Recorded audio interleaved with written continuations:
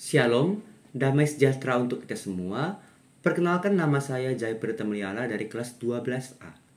Nah, sebelum kita melaksanakan aktivitas kita pada hari ini, ada baiknya kita mendengarkan sedikit dari firman Tuhan yang diambil dari 2 Samuel 12 ayat 1 sampai dengan 25. Dengan perikop, Nathan memperingatkan Daud sehingga Daud menyesal. Nah, karena ini ayatnya lumayan panjang, maka untuk membersihkan waktu, saya akan sertakan ayatnya di deskripsi video. Baik, kita mulai firman Tuhan kita pada hari ini. Siapa yang gak kenal Daud? Daud itu adalah salah satu raja yang diurapi oleh Tuhan untuk memimpin bangsa Israel. Nah, raja sebelumnya adalah Raja Saul. Namun setelah Saul meninggal, maka Daudlah yang melanjutkan pemerintahan di bangsa Israel. Nah, kalau kita lihat firman Tuhan ini, kita bisa tahu kalau Raja Daud itu adalah salah satu raja yang cukup baik, dikenal dengan kebaikannya. Tapi dia punya satu dosa yang sangat besar yang membuat Tuhan itu sangat murka. Yaitu apa? Dia melaksanakan rencana pembunuhan dan mengambil istri orang. Jadi kalau kita lihat di pasal sebelumnya, pasal 11, itu diceritakan bahwa Daud pernah melihat Batsheba itu lagi mandi. Nah, Batsheba ini adalah istri dari seorang perwira Daud, yaitu Uria. Nah, pas si Daud itu melihat Batsheba mandi, langsung dia punya keinginan untuk mengambil Batsheba sebagai istrinya. Tapi karena dia tahu Batsheba ini istrinya si Uria, maka dia merencanakan pembunuhan kepada Uria dengan menempatkannya di garis terdepan pada peperangan supaya langsung meninggal. Nah, setelah meninggal barulah si Daud bisa mengambil Batsheba sebagai istrinya. Nah, itulah dosa terbesar Daud. Kemudian Nabi Nathan itu disuruh Tuhan untuk menyadarkan Daud. Nah, jadi pada firman Tuhan kita hari ini ada 4 poin yang perlu kita renungkan. Yang pertama adalah kita itu harus memberitakan perintah Tuhan apapun keadaannya. Nah, di sini kan kita bisa lihat kalau Nabi Nathan itu diutus Tuhan untuk menyadarkan Daud akan kesalahannya. Nah, kalau kita bisa lihat, Nathan itu seorang nabi, sedangkan Daud adalah seorang raja. Mungkin tidak mungkin kalau Daud itu bisa membunuh Nathan karena Nathan itu memperingatkan Daud akan kesalahannya atau dosanya. Nah, tapi Nathan gak peduli. Apapun caranya dia harus memberitakan perintah Tuhan tentang kesalahan Daud. Nah, yang hebatnya dari Nathan adalah dia menggunakan sebuah perumpamaan untuk menyatakan kesalahan Daud secara tersirat. Itu dia keunggulan si Nathan.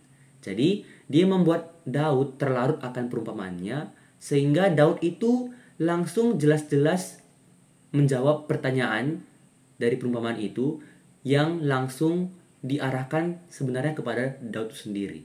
Jadi itulah poin pertama. Nah, poin kedua adalah kita itu harus mengakui dosa kita kepada Tuhan. Nah, banyak orang mungkin kalau mempunyai kesalahan atau mungkin sudah berdosa, bukannya meminta maaf atau mengakui dosa di hadapan Tuhan, dia malah mencari pembenaran atau istilahnya defensif. Nah, tapi di ayat 13 kita bisa lihat kalau Daud itu langsung mengakui dosanya kepada Tuhan tanpa mencari pembenaran, tanpa mencari alasan.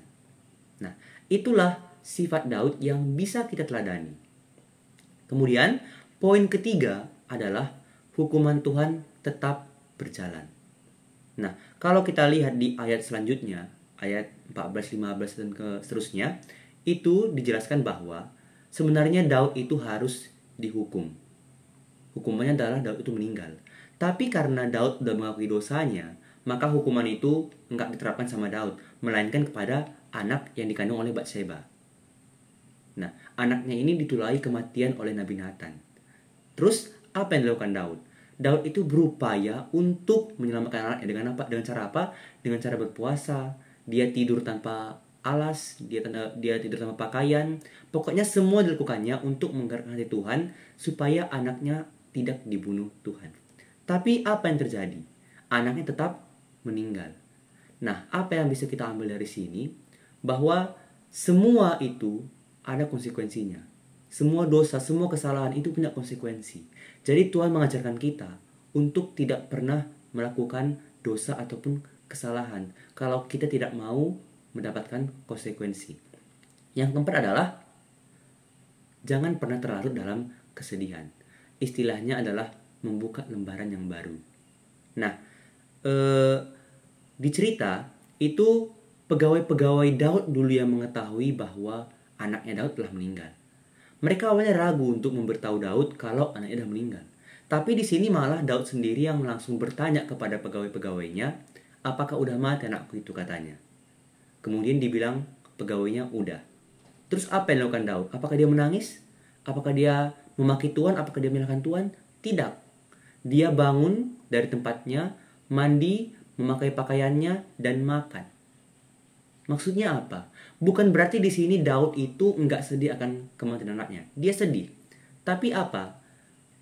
Maksud si Daud ini bahwa tidak ada gunanya kita berdiam diri dan berada dalam kesedihan. Kenapa? Karena anaknya udah mati dan nggak mungkin lagi anaknya bisa hidup. Jadi daripada dia berdiam dalam kesedihannya, maka dia harus melanjutkan hidupnya untuk Tuhan. Jadi untuk seterusnya dia akan melaksanakan hal yang benar di hadapan Tuhan. Oleh karena itu dia tidur lagi bersama Batseba dan mengandung anak laki-laki yang bernama Salomo. Nah, Salomo inilah yang bakal menjadi penerus dari Daud dan menjadi raja yang terkenal akan kebijaksanaannya. Baik, jadi mungkin sedikit dari firman Tuhan yang bisa kita dengar pada hari ini. Semoga firman Tuhan pada hari ini dapat menjadi bekal iman dalam kehidupan kita. Terima kasih, Tuhan Yesus memberkati. Shalom.